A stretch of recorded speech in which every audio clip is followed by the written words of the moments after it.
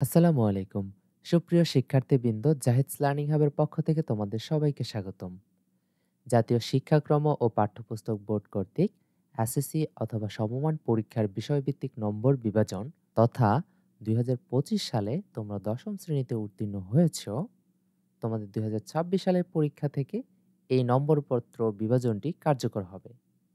এখানে আমরা আজকের ভিডিও ক্লাসটিতে আবশ্যিক বিষয়সমূহ এবং পর্যায়ক্রমিকভাবে তোমাদের গ্রুপ ভিত্তিক নম্বর বিভাজন কাঠামো আলোচনা করব এবং ধারাবাহিকভাবে আমরা পরবর্তী ভিডিও ক্লাসগুলোতে তোমাদের পরীক্ষার জন্য উপযোগী যে সকল চ্যাপ্টার পড়তে হবে সেগুলো নিয়ে আলোচনা করব।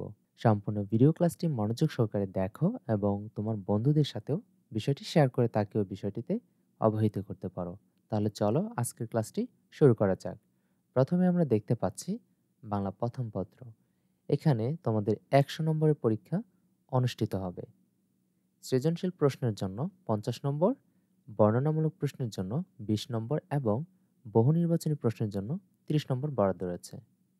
শিক্ষার্থীবৃন্দ, আমরা ২০১২ শিক্ষাবর্ষের যেই সিলেবাসটি রয়েছে সে অনুসারে যদি জানতে চাই তাহলে আমাদের ছিল তোমার বিগত পরীক্ষাগুলোতে ৭টি সৃজনশীল, যেখানে প্রতিটি সৃজনশীলের জন্য ১০ করে, ৭টি সৃজনশীলের প্রশ্নোত্তর করতে হতো ৭০ নম্বর এবং বহু নির্বাচনী প্রশ্নের জন্য ৩০ নম্বর বরাদ্দ রয়েছিল।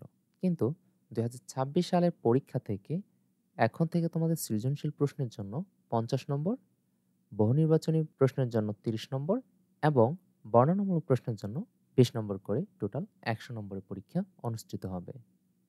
এখানে জানিয়ে রাখা ভালো, প্রতিটি সৃজনশীল প্রশ্নের জন্য ১০ নম্বর, প্রতিটি বর্ণনামূলক প্রশ্নের জন্য ১০ নম্বর এবং প্রতিটি বহু নির্বাচনী প্রশ্নের জন্য ১ নম্বর করে টোটাল তোমরা ১০০ নম্বর পাচ্ছ। এবার আমরা জেনে নেব সৃজনশীল প্রশ্নগুলো অ্যাকচুয়ালি আসবে কোথা থেকে। গদ্য অংশ থেকে ৪টি থাকবে, কবিতা অংশ থেকে ৪টি, মোট ৮টি সৃজনশীল প্রশ্ন থাকবে এভাবে। গদ্য অংশ থেকে তোমাদেরকে ন্যূনতম ২টি প্রশ্নের উত্তর দিতে হবে, কবিতা অংশ থেকে ন্যূনতম তোমাদের ২টি করে সর্বমোট ৫টি প্রশ্নের উত্তর দিতে হবে। সহপাঠ উপন্যাস অংশ থেকে ৪টি বর্ণনামূলক প্রশ্ন উত্তর দিতে হবে আর ২টি প্রশ্নের উত্তর দিতে হবে। তবে প্রত্যেকটি প্রশ্নের ২টি অংশ থাকবে। ক অংশের জন্য ৩ এবং খ অংশের জন্য ৭ নম্বর বরাদ্দ থাকবে। শিক্ষার্থীবৃন্দ, আমরা কিন্তু পূর্বে অবহিত আছি বহু নির্বাচনী প্রশ্নের জন্য কিন্তু ১ নম্বর করে থাকে। এখানে মোট প্রশ্ন থাকবে ৩০টি, তোমাদের গদ্য অংশ থেকে ১৫টি, কবিতা অংশ থেকে ১৫টি, সব কটি প্রশ্নের উত্তর কিন্তু তোমাদেরকে দিতে হবে। এ পর্যায়ে আমরা বাংলা দ্বিতীয় পত্র নিয়ে কথা বলবো। এটিও তোমাদের ১০০ নম্বর পরীক্ষায় অনুষ্ঠিত হবে। রচনামূলক প্রশ্নের জন্য ৭০ নম্বর এবং বহু নির্বাচনী প্রশ্নের জন্য ৩০ নম্বর বরাদ্দ রয়েছে। রচনামূলক প্রশ্ন বা রচনামূলক অংশের জন্য অনুচ্ছেদ রচনা ২টি প্রশ্ন থেকে ১টি দিতে হবে। তোমাদের এখানে ১০ নম্বর বরাদ্দ রয়েছে।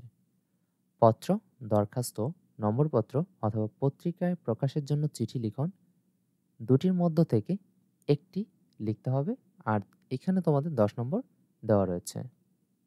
সারাংশ কিংবা সারমর্ম ২টি প্রশ্ন থেকে ১টি প্রশ্ন দিতে হবে, এখানে ১০ নম্বর রয়েছে। ভাব সম্প্রসারণ ২টি প্রশ্ন থেকে ১টি প্রশ্ন উত্তর দিতে হবে, ১০ নম্বর রয়েছে। বাংলায় অনুবাদ ২টি প্রশ্ন থেকে ১টি, এখানে ১০ নম্বর রয়েছে। তবে এটি ইংলিশ ফর টুডে এর পাঠ্যসূচি অধিভুক্ত গদ্য অংশ থেকে নেওয়া হবে। শিক্ষার্থীবৃন্দ, এখানে কিন্তু তোমাদেরকে মার্ক করে দেওয়া রয়েছে এবং এর বিষয়বস্তুসমূহ তোমাদের ইংলিশ ফর টুডে থেকে নেওয়া হবে। এরপর রয়েছে প্রবন্ধ অথবা রচনা লিখন। ৩টি বর্ণনামূলক রচনা থেকে ১টি ২০ নম্বর থাকবে আর বহু নির্বাচনী প্রশ্ন ব্যাকরণ এবং নির্মিতি অংশের বাগধারা, বাক্য সংকোচন ও প্রবাদ প্রবচন ইত্যাদি থেকে তোমাদের বহু নির্বাচনী থাকবে। ৩০টি প্রশ্ন থাকবে বহু নির্বাচনীতে আর প্রতিটি প্রশ্নে তোমাকে উত্তর দিতে হবে ১ নম্বর করে টোটাল ৩০ নম্বর এখানে পেয়ে যাচ্ছ। আর রচনামূলক প্রশ্নের জন্য ৭০ নম্বর পেয়ে যাচ্ছ।